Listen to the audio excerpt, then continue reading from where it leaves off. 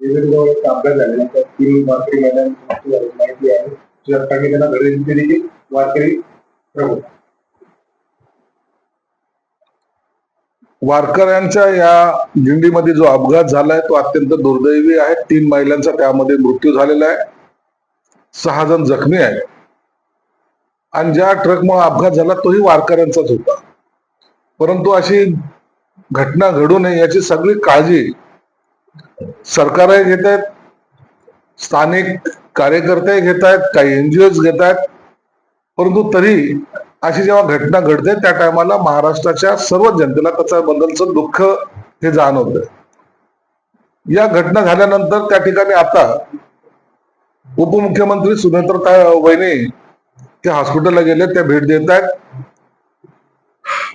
वारकरी महामंडळाचा अध्यक्ष म्हणून मीही त्याबद्दलची संपूर्ण माहिती घेतोय आणि शासकीय मदत निश्चित जे कुटुंब त्या ठिकाणी म्हणजे जे महिला वारल्या त्यांच्या कुटुंबाला मदत केली जाईल आणि त्या जखमींना सुद्धा सर्व उपचार हा शासनातर्फे केला जाणार आहे. परंतु मी वारकरी बंधू भगिनींना सुद्धा या माध्यमातून विनंती करतो की ही दिंडीमध्ये लाखो वारकरी असतात, त्यावेळेला थोडसा जीवाची काळजी सुद्धा आपण घेतली पाहिजे. काही गोष्टी आपणही पाळल्या पाहिजे. अपघात होऊच नये अशी आमच्या सर्वांची इच्छा असते, तुमची इच्छा असते. परंतु चुकून अशा ज्या घटना घडतात त्यामुळं असलेल्या दिंडीला थोडस नाही म्हणलं तरी तर दुःखाचा झालरही लागला जाते. म्हणून आपल्या जीवाला सांभाळा आणि एक आनंदामध्ये आपली दिंडी तिथपर्यंत पोहोचवा. एक धाराशिवची घटना आहे. वारकऱ्यांना वाटण्यासाठी संत गजानन महाराजांची वाडी चालली होती. तिथे काही कोल्ड्रिंक्स आणि काही पेय आणली. ती पिऊन सुरुवातीला नर्सेसला देशभरात आणि सुदैवाने वारकऱ्यांपर्यंत पोहोचलं नाही, नाहीतर मोठा घात झाला असतो. ती जी काय पेय आणलेत आता त्याच्यावर तर बंदी घातलेली आहे, त्यांचं सगळं सीलही केलेलं आहे. परंतु अशा प्रकारे कोल्ड्रिंक्स ह्या कशा निर्माण झाल्या आणि पहिला टेस्ट ज्याला म्हणता येईल ते ज्या नर्सने घेतल्या त्याच स्वतः गंभीर आहे.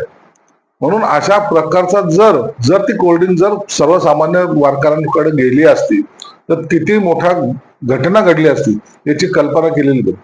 म्हणून आता या कोल्ड्रिंक्स वगैरे जे आहेत, जे वारकऱ्यांना देण्यात येणारे पेय असतील इतर, ते सुद्धा FDA मार्फत चेक केले जाते.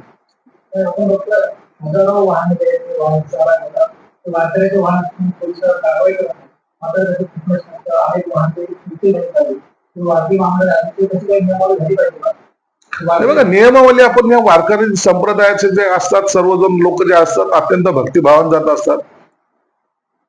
हे काही बिझनेस नाहीये. ह्या ट्रक्स वगैरे जे असतात ते त्यांच्या गावातले असतात, खेड्यातले असतात, ते काढतात जातात घेऊन जातात. म्हणून त्याला सहानुभूतीने पाहिलं पाहिजे. म्हणून आम्ही त्यांच्याकडे पाहताना सहानुभूती दर्शवतो. प्रत्येक गाडीला फिटनेस पाहिजे, फिटनेस घेणं आवश्यक आहे, खरं तर ते बंधनकारक सुद्धा आहे. परंतु एखाद्यांनी जर घेतलं नाही तर त्याच्याकडे थोडासा कानाडोळा हे आम्ही करत असतो, यासाठी की ज्या भक्तिभावान ते जात असतात त्यांना अडखतही नको. पुन्हा ते वाहन जर अडवलं तर त्याच्यात असलेलं मटेरियल, त्याच्यात असलेलं सामान हे सर्व त्या ठिकाणीच राहतं आणि मग त्याची ती वारी कंप्लीट होणार नाही. म्हणून थोडासा सहानुभूतीचा अंश आम्ही त्या ठिकाणी दाखवत असतो. परंतु तरी सर्व वारकऱ्यांनी आपल्या ज्या गाड्या असतात ना त्याचे फिटनेस करून घेतले पाहिजे. तुमच्यासाठी चांगलं आहे. तुम्ही जेव्हा जाता त्या टायमाला तुमची गाडी मध्ये बंद पडू नये किंवा ती गाडी चांगल्या स्थितीत असावी, हा त्याचा मागचा आमचा हेतू असतो. ही भावना सुद्धा सर्व या दिंडीमध्ये सहभागी होणाऱ्या वारकरी संप्रदायाने सुद्धा समजून घेतली पाहिजे. राजकीय प्रश्नांच्या महाराष्ट्राच्या राजकारणात मुख्यमंत्री देवेंद्र फडणवीस नावावर एक नवा विक्रम सर्वाधिक काळ मुख्यमंत्रीपद 3 वेळा मुख्यमंत्रीपद असा एक नवा विक्रम शरद पवारांना वाटेल आहे. देवेंद्र फडणवीस महाराष्ट्र राज्याचे लाडके मुख्यमंत्री, त्यांना आमच्या पक्षातर्फे आमच्यातर्फे सुद्धा मनापासून हार्दिक शुभेच्छा. एक नवा विक्रम देवेंद्र फडणवीस साहेबांनी केला आहे. शरद पवार साहेबांचा सुद्धा रेकॉर्ड मोडून ते आज पुढे गेलेले आहेत. त्यांच्या या वयामध्ये भरपूर आणखीन यशाचा पल्ला त्यांना गाठायचा आहे आणि म्हणून हे असलेलं उमदा नेतृत्व, महाराष्ट्राला लाभलेलं नेतृत्व आणखीन प्रगतीपथावर जावं, राजकीय त्यांचा आणखीन पुढं भरभराट हो अशी आमच्यातर्फे सुद्धा त्यांना शुभेच्छा आहे.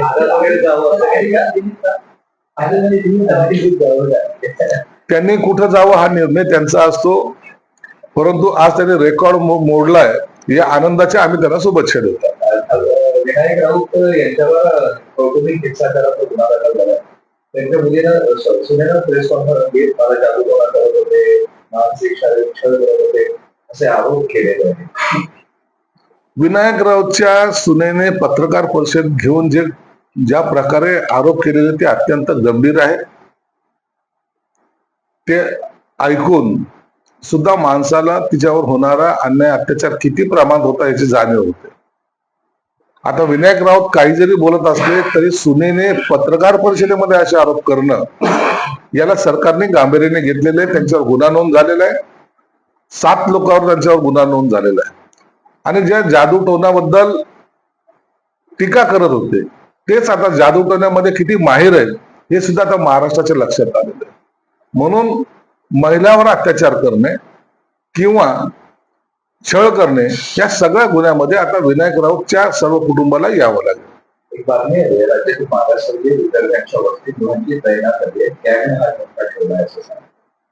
निश्चित आहे, काही मागासवर्गीय हॉस्टेल जे आहेत जे भाड्या तत्वावर आम्ही घेतलेले आहेत अनेक वर्षापासून आहेत ते आता आम्ही एक एक काढण्याचा प्रयत्न करतोय. जे खात्याचे जे काय हॉस्टेल आहेत त्यांना सुद्धा मोठ्या प्रमाणात निधी आम्ही दिलेला आहे. नवीन हॉस्टेलची निर्मिती सुद्धा आम्ही करतोय आणि म्हणून आता यापुढे ही दैनंदिन अवस्था होऊ नये याचा प्रयत्न आमचा विभाग करतोय. मुंबईमध्ये वाहतूक बंदी होऊ नये म्हणून इन्फ्रास्ट्रक्चर तयार करतोय. सरकारला नाव आहे. तुमच्या उपमहापौर आहे त्यांचं म्हणणं आहे वाहतुकीमुळे कोणती त्रस्त झाली आहे. मला महापौर बंगल्याच्या बाजूला एक बंगला देण्यात किमान माझी वाहतूक खंडित शकतो.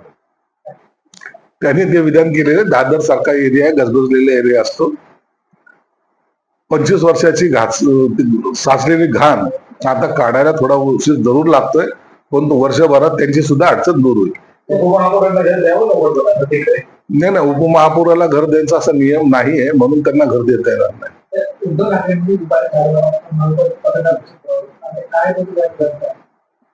काय बोलणार आहे? त्यांच्याकडे आता विषय नाहीये.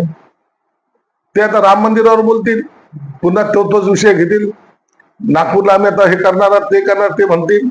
त्यांनी खरं तर विनायक राऊतवर बोललो पाहिजे, त्यांनी संजय राऊतवर बोललो पाहिजे, त्यांनी महाराष्ट्राच्या राजकारणावर बोललो पाहिजे.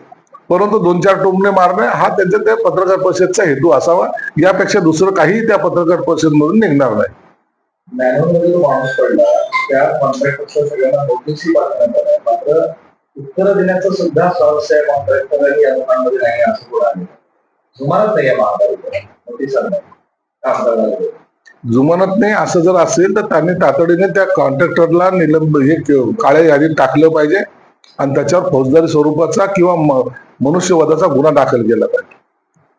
जर तो आधी एवढे मस्तवाल जर कॉन्ट्रॅक्टर होत असतील तर मग सर्वसामान्यांच्या जीवाला धोका निश्चित पोहोचतो. म्हणून याच्यावर कठोर कारवाई केली तर मागच्याला ठेस पुढचा शहाणा असं आपल्याला करता येईल. पाऊस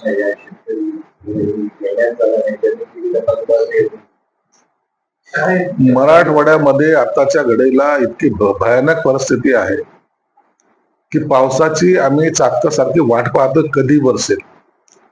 शेतकरी स्वतः मशागत करताना आपण पाहताय. ज्यांच्याकडे बैल नाही ते स्वतः माणसं ते शेतीची मशागत करतायत. नांगराला ते स्वतः लागलेले, परंतु पावसाचा पत्ता नाही. हीच जर परिस्थिती पुढे कायम राहिली तर सर्वात मोठा दुष्काळ या मराठवाड्यात पडेल, विदर्भात पडेल अशी एकंदर स्थिती आहे. म्हणून सरकार सुद्धा याच्याकडे गांभीर्याने पाहतंय आणि रोजच्या रोज बिघडणारी परिस्थिती. आज जर शेतकऱ्याला पेरावं का नाही पेरावं हा जो प्रश्न निर्माण झालाय याची सरकार निश्चित काळजी घेईल. आणि मला वाटतं या संदर्भामध्ये उद्या कॅबिनेटच्या नंतर तातडीची बैठक सुद्धा मुख्यमंत्र्यांनी बोलवली आहे.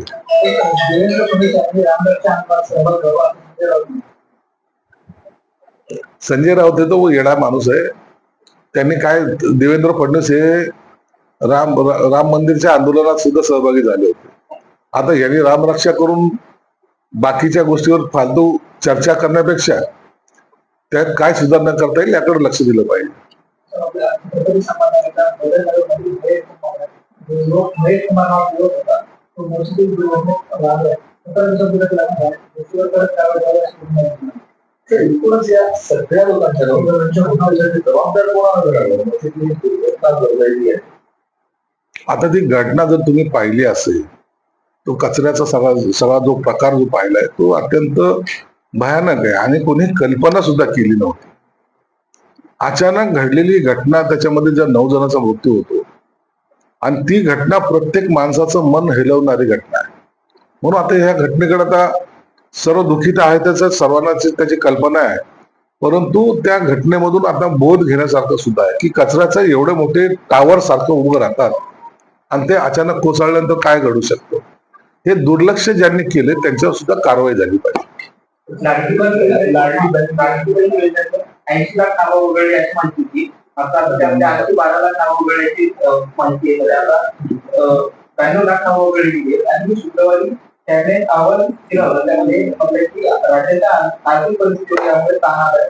या योजनेअंतर्गत 3,541 कोटी रुपयांचा खर्चाचं कोणतेही समर्थन होऊ शकत नाही. बघा, लाडकी बहीण योजना सुरू केली, हे सरकारला कल्पना आहे की या खर्चामुळं निश्चित सरकारच्या तिजोरीवर ताण येणार आहे. हे लपून राहिलेलं नाही. परंतु लाडकी बहीण योजनेच्या माध्यमातून सर्वसामान्य भगिनीला तिच्या पायावर उभं राहण्यासाठी, तिचा संसार चालवण्यासाठी, तिच्या मुलाबाळांचा सांभाळ करण्यासाठी ही दिलेली रक्कम ही आम्ही जाणून बुजून दिलेली आहे. आम्हाला हे ताण पडतो हे माहिती असून सुद्धा दिलेली. परंतु याचा अर्थ असा होत नाही की कुणाला सहकार्यच करायचं नाही. हे लाडके बहीण योजनेमध्ये आज तुम्ही त्या बहिणींकडे पहा, त्यांना एक आधार मिळालेला आहे. म्हणून ही योजना बंद आम्ही कधीच होऊ देणार नाही. ही योजना चालू राहील. आता राहिला प्रश्न, अनेक लोकांची नावं का वगळले जात आहेत. जे इन्कम टॅक्स भरत आहेत, ज्यांच्याकडे 4 व्हीलर आहे, जे नोकरीला आहेत, अशाही काही लोकांनी त्या लाडके बहीण योजनेचा फायदा घेण्याचा प्रयत्न केला. इव्हन काही लोकांनी तर पुरुषांनी त्याच्यामध्ये नाव नोंदवले महिला म्हणून, त्यांची नावं वगळली गेलेली आहेत. म्हणून ज्यांची नावं वगळले जातात ते त्या योजनेला पात्र नाही म्हणून वगळले जातात. परंतु याचा अर्थ काही लाडकी बहीण योजनेमध्ये कट मारतोय किंवा त्यांना मदत पुरवायची नाही असं नाही. एकनाथ शिंदे साहेबांनी स्पष्टपणे सांगितलं की ही लाडकी बहीण योजना बंद होणार नाही म्हणजे नाही. म्हणून त्याची धास्ती किंवा त्याची चिंता या लाडक्या बहिणींनी सुद्धा करू नये. कॅगनी जो रिपोर्ट दिलेला आहे, कॅगच्या रिपोर्टच्या प्रमाणात निश्चितच आहे तिजोरीवर ताण पडतोय, परंतु त्याचा मार्ग सुद्धा सरकार काढतंय. दुसऱ्या एखाद्या योजना कमी करून किंवा दुसऱ्या एखादं काम थांबवून या योजनेला पैसा हा आम्ही देतोय. लाखो शेतकऱ्यांना वगळण्याचा सरकारचा आहे. आता आरोग्य वाढायचं आहे. शेतकऱ्यांना वगळायचं तर कर्जमाफी असं नसतं होत कधी. हे अचानक हवेत केलेले यांनी आरोप आहेत. मग कर्जमाफी द्यायची नसेल तर मग हे घोषणा कशाला करायची. अहो, शेतकऱ्याला द्यायचंय म्हणून तर हे घोषणा असतात ना. वगळून 0% कर्जमाफी दिली, काय उपयोग होतो त्याचा. विरोधक जे काही आरोप करतात ते बेसलेस आरोप असतो. त्यांना माहिती नसतं की ते काय आकडा काय काहीच माहित नसतं. परंतु दर आठवड्याला त्यांनी ह्या गोष्टी बोलण्याच्या ऐवजी फायनान्स मधून दर आठवड्याला शेतकऱ्याच्या खात्यावर किती पैसे गेलेत हे जर चेक केलं ना तर त्यांना तो कळेल आकडा कितीचा आहे, कसे पैसे पाठवलेत आणि कोणत्या भागातले कोणते शेतकरी आहेत. म्हणून सरकारने घेतलेली भूमिका अत्यंत ठाम आहे आणि ती शेतकऱ्याच्या हिताची आहे.